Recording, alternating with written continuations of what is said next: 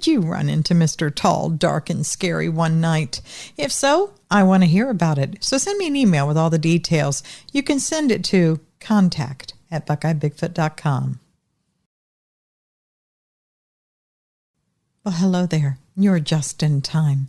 We're getting ready to head out on the trail towards Sasquatch Valley right now. We've got a long way to go, and darkness, as you can see, is falling fast. So grab your snackage, top up your drink, and get your booty in the saddle. Let's go.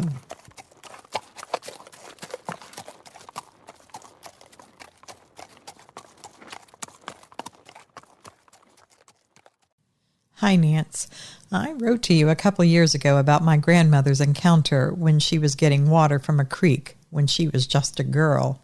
Thank you for telling that story and for keeping it alive. This is the only other story that I've been told, so I wanted to send this on to you, too. The names are changed, just so no one is embarrassed. Sam is a friend that I've known for several years. He's an avid outdoorsman from South Carolina, and he loves deer hunting. A few years ago, his son was old enough to start rifle hunting. I think he was 12 to 14 years old. But anyway, this was the first year his son was really interested in hunting. Sam took Junior on a hunt in an area that Sam had hunted for years, and they were walking into the place where Sam had some stands ready for them. On the way in, Sam was trying to teach Junior to stay as quiet as possible when walking through the woods so as not to spook the deer or drive them out of the area. They were only a couple 100 yards into the woods when Sam heard something coming over a small ridge to their right. Sam held his hand up so Junior would know to stop. Then Sam put his hand on Junior's shoulder to get his attention, then held his finger up to his lips as if to shush him. He bent down and he whispered, "Stay still and don't make a sound." At that point, Junior hadn't seen what Sam was looking at. Junior saw his dad looking to the right, and when he saw it, his mouth opened, and Sam quickly covered the boy's mouth with his hand. For the next minute or so, they watched a large hair-covered thing walk over that ridge to their right and walked across their path about 40 yards or so in front of them. They were very still, and the creature was walking from their right to left at about a 45-degree angle, so that it was moving farther away from them. Junior shifted his weight from one leg to the other, and when he did, he snapped a small stick. The crack of that stick got the creature's attention, and it quickly looked at them, and it let out a scream. Sam said at that point it was probably 50 yards away, but he could feel that scream vibrating through his chest. After the scream, the thing turned back to his path and kept walking. Sam took that scream as a warning to stay back, and he said he gladly heeded the warning. He said that even at 50 yards away, the thing looked huge, and even if he had thought about shooting it, he thought that a round from his deer rifle would just make it mad. After it walked out of sight, Junior turned to Sam and said, "I want to go home." That was Sam's thought, too. He wanted to get away from that thing. That's been about 8 years ago. Junior is grown now, but he never asked to go hunting or has never stepped foot in the woods again. Sam said his son won't talk about that day, even if Sam asks. Sam still hunts the area and has never had another encounter. He said that he was with a friend on a hunt and he heard that same type of scream. His friend told him that he hears the screams from time to time, but has never seen anything. I think once was enough for Sam. Well, that's it, Nance. Just a short story as I was told. I don't have any reason to doubt Sam's story. The only reason he told me about it was that I told him about writing into you and telling you my grandmother's story. I hope you can use this. Thank you for giving people an outlet for stories that might otherwise go untold. Signed, Bobby. Dear Buckeye Bigfoot, I have to be careful how I tell this because my ex-in-laws are still living there. Well, far as I know, anyway. When I married my husband, I'll call him John, I was aware right away that his family did not like me, mostly because I'm Cherokee and I have some black in me. I really didn't care at first, but then we ended up having to live with them for a while, and that was not nice for me. They have a big house near the Kentucky-Tennessee border. They own a lot of rental properties, everywhere from up at the Cumberland area all the way down to Norris Lake. They once owned a large pest control business, but when the rentals started doing good, my father-in-law, let's call him Dick, for obvious reasons, decided that he didn't want to work anymore. So he sold the business not long before my ex-husband John got out of the Navy and we married and came home. So we lived out in what they all called the dollhouse, which was just a small guest house down the hillside from the big house on top of the hill. At first, I liked everything about that house, except for carrying the groceries. You had to park up at the top of the hill by their big house. Then you had to walk around it and then find the path that went through the trees to where the guest house was. I didn't mind this on good days, but when it was raining or cold, it was miserable. And that path would get muddy, and I slipped there more than once. But carrying groceries, that was the worst. I said to John one day, "Why don't we widen the path and get an ATV or some little golf cart and ride back and forth from the parking area instead of walking and carrying everything?" So he asked his parents, and his mom immediately said no right away. She said that would ruin the look of things out there. I don't think that was the real reason that she said no, but John said to let it go, so I did. So we kept walking the path down the hill to the house, in all weathers and all hours of the night and day. Really, the house was nice. There was no sewer or actual running water, but there was a kitchen in it, and it was free for us, which helped out a lot, so I tried hard not to complain. The guest house, it was like a dollhouse inside. It was very cute, and it overlooked the side of the hill and down into the valley below. It faced away from the big roads, and it was very private. It was a great guest house, really. Just not somewhere you'd want to stay long term, like we had to. So now you know the layout, the how and the why. Well, here's the what, as in what happened. These things happened over the course of the full 16 months that we lived there. The first thing was I just knew somebody was following me when I was walking from the parking area down to the little house. I had just gotten a job in Jellicoe doing housekeeping for a motel. I got off late that afternoon and went to the dollar store and then stopped at the food store. So I was carrying a bunch of bags with stuff in them. I stopped to catch one that was about to fall, and I was going to put it somewhere else on my arms. But when I stopped, I realized I heard footsteps still behind me. Now this was about 7 o'clock in the evening. It was May, and there was still some light out, but it was going away, and there were a lot of shadows in the trees. I had never been scared along that path before, but I was then. I quickly turned around, and I was shocked to see a big man dive behind the pine trees so I couldn't see him. I think I felt my hair vibrating up off my scalp. I was so scared. It was like a white-hot arrow had been shot and just went straight from my head all the way down to my feet. That's how the fear went down to me. I had never in my life had something that felt like that, literally from head to toes. All I could think of was it was a really big man that was following me. And then I wondered, how did he get here? This is very secluded. You would had to have seen him coming if he came by a car. Surely my in-laws would have seen him. I could just see a bit of the front corner of the little house ahead down the trail. So I ran like a wild pony all the way to our little dollhouse. I was too scared, so I didn't really look back the whole way. I got to the door, and I was shaking so bad that I almost couldn't figure out how to let go of all the bags to get my keys on the outside pocket of my purse.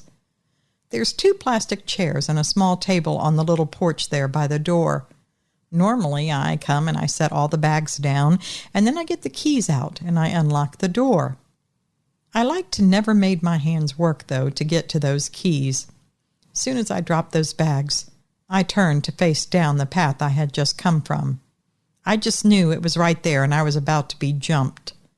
But I didn't see anything at all. Suddenly the birds were all I heard. I got inside and I got into my cell phone and I called my father-in-law up the hill and I told him somebody was on the land. Somebody was trespassing. I think at first he didn't know to believe me, but then he understood I was so shook up I could hardly talk. So I waited and I watched him coming down the path. He had a gun and he was looking from side to side, but whoever it was, well, they were already gone. Dick kept asking me what I saw and where I saw it over and over. I finally got up enough courage and I walked with him and I showed him right where it was. But there were no prints out there at all. I don't know much about prints and things or what it takes for them to be put into dirt, but there was nothing out there. After that, I didn't want to walk down that path alone, and definitely not at night or early mornings. But I had no choice. I went and came for my work at different times than my husband John, and his mom and dad were no help. So walk the path alone, I had to. The next time it was a weekend day.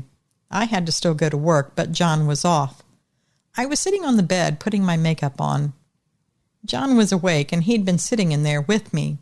Then he got up to go get us another round of coffee in our mugs. But just before he got back into the bedroom, I had the strongest notion that I was being watched. I remember looking up very slowly, like I was in a movie or something, and I remember looking straight out the side window of the bedroom. The blinds had been tilted open when we first got up. It took a second to focus, and then I could see it. There was that immensely huge man thing. It was just a few trees back from the house. I heard John coming towards the bedroom, and I urgently told him to stop, stop. I said it in a voice that was not a yell, but it was loud enough and urgent enough to let him know something was wrong. I said, "That guy is out there again. He's in the trees." John said, "What guy?" I said, "The one I saw dive behind the pine tree along the path." John all but threw the mugs down, took off, and the next thing I know, I heard the front door open. Then I heard John yelling, and I heard 2 shots being fired. John had ran out barefooted, in his boxers, with a gun. But I saw when the man turned and left. And what I saw, it was not a man. When I heard the front door open, I got off the bed and I got up to the window so I could see what happened. And I saw it. I saw it when it turned and left. I know that was not a man. John and his dad measured the distance later. Where I saw it, it was about 70 feet away from that window. It seemed closer than that to me. John fired those shots to scare that person away, and when it turned and left, well, he saw that it was not a person as well. John said he just stood there, probably with his mouth open. He finally saw its size and shape. He hadn't really believed me before, not as big as I said it was, but he believed me now. He came back inside and we sort of just looked at each other like we couldn't believe it. I saw that bulky body. I saw the fur all over it, and so did he. I saw the shape and the head this time, more clearly when it turned to walk away, and I knew for a fact I might have tried to fool myself in other ways, but that head shape, as high as it was, I knew that was not a person. It couldn't be human. I said that, and John agreed. He asked me, why didn't I tell him how big and tall it was? I told him I had, and he said, well, it had to be over 8 feet tall. I didn't tell him that. I told him I did try to tell him and his dad how big it was. I just didn't know a height number to put on it. But you both said I was either exaggerating or I didn't know how to really tell height. Also, what I saw the first time, it was only a fraction of a second before it got behind that pine tree. So it was not a man. But we didn't say what it was. But we both knew, however. After that, we worked even harder to work as many hours as we could, to spend as little as possible, to save faster, to get our own place. After that, there were lots of strange sounds and noises at night. Maybe they had always been happening, but now we were paying attention. There were also things, if we left them outside, they went missing. Then came the day that John really saw it. He had pulled a double shift and he was coming home somewhere around midnight. He was dog-tired, but he said he woke up real fast when something very large walked across the path about 40 feet ahead of him. It was just out of the range of the light from his flashlight, which he had cast down more on the path to see where he was going. He said he jerked the flashlight up quickly and then over to see what it was, and he said all he saw was about 2 seconds of a very broad, muscular, hairy back walking away from him. John hit the door that night like a freight train coming right through. Jolted me right out of bed.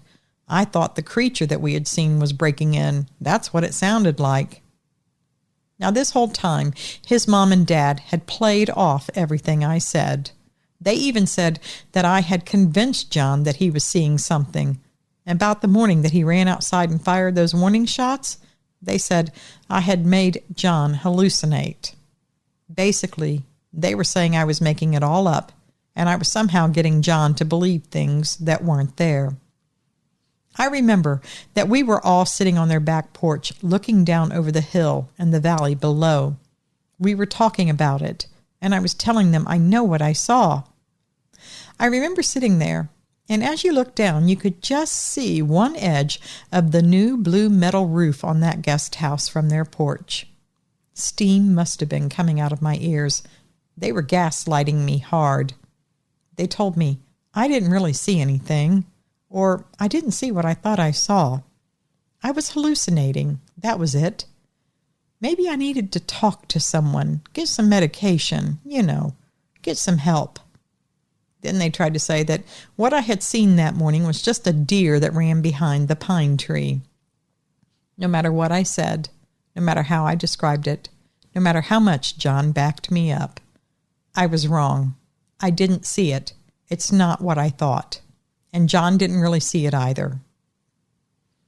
I remember sitting there on the porch getting mad, and I stood up without a word. I walked away down to the little guest house. When John came in, I told him, our time here is at an end. We have to go. I don't care if we live in our car. This was 14 months into living there. The noises at night had been escalating and getting closer. His parents said they never heard anything, but I can't imagine how they didn't. How do you miss weird yells and screams at night? How do you miss the sound of trees breaking and crashing into each other? You can't. You just can't.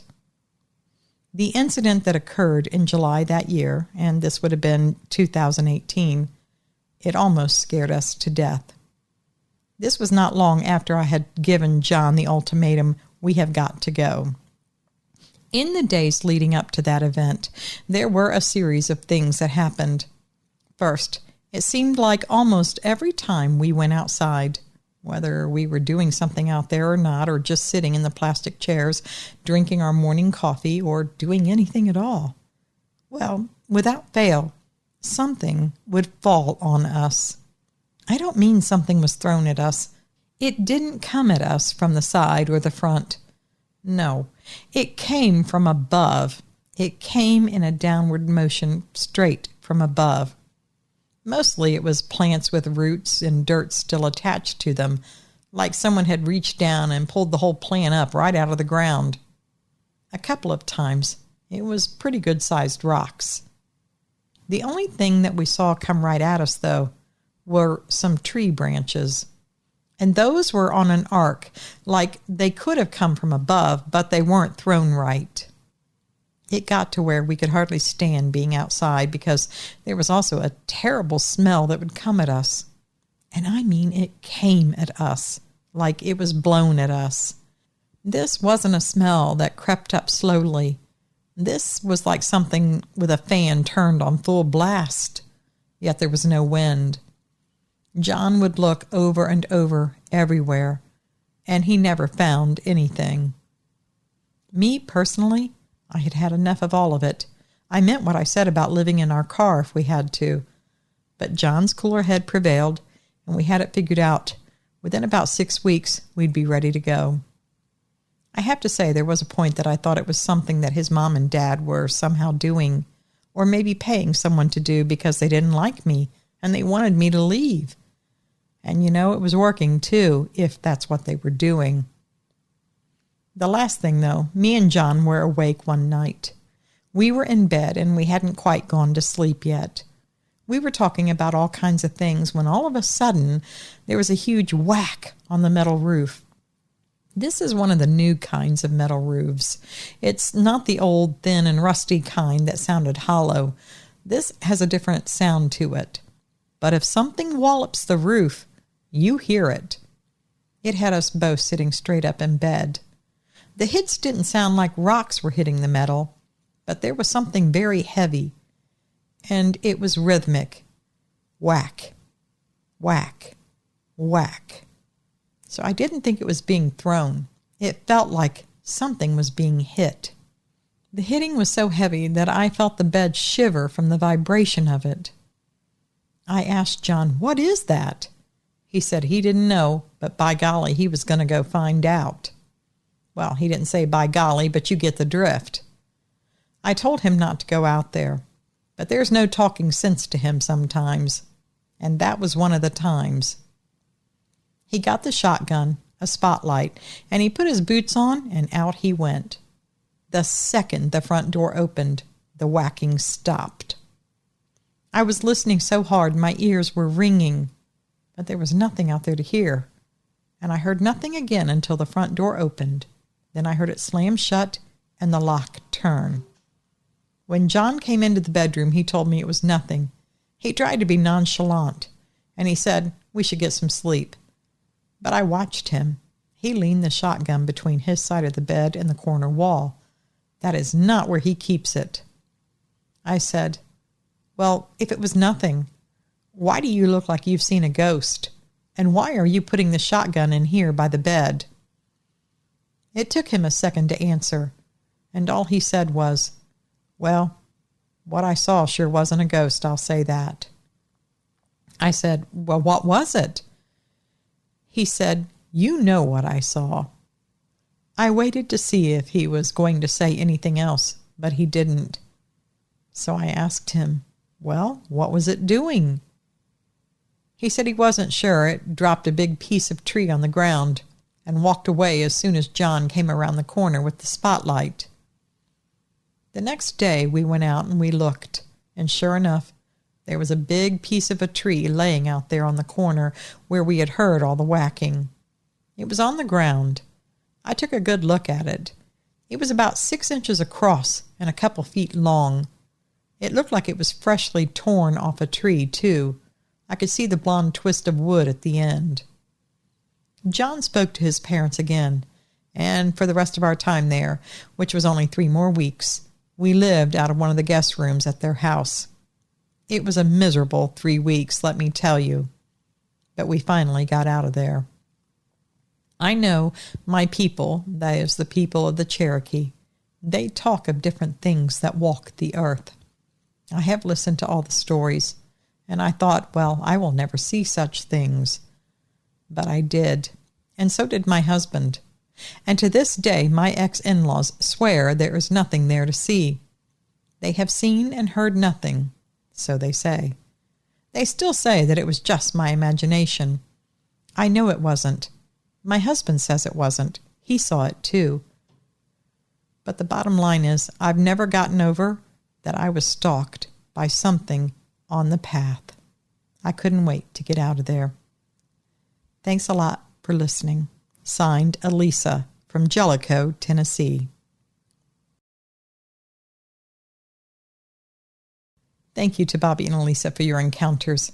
Now, if you want to hear the first email that Bobby mentions about his grandmother's story, that was actually put into a video in 2022, I think it was. I'll put a link to it in the video description below, and I'll have the link start right at Bobby's story because it was the last one of that video, if I recall.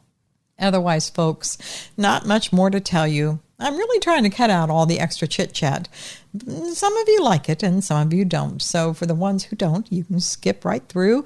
And for the ones who do, well, there'll be plenty on the back end. Rest assured, when there is something to tell you, I'll tell you. The next thing that I do have coming up is the Buckeye Bigfoot Bash. That's happening September 14th from 10 a.m. to 6 p.m. So if you're in Southwest Ohio or further afield, if you think you can make it here, come on out to North Bend, Ohio at the Buckeye Trading Post. And let me be clear, I am not affiliated with this event other than having a booth there. I know people have been confused because it's called the Buckeye Bigfoot Bash. No, it's put on by a place called the Buckeye Trading Post. They're in North Bend, Ohio, and they're only about 20 minutes from my house. So this is something they're doing.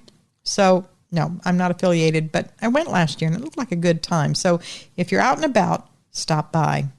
All right, everyone. Well, I think that's going to do it for tonight. I will be back in a few days with more encounters with Mr. Tall, Dark, and Scary for you. Until then, always remember, absence of proof is not proof of absence. Thanks for listening.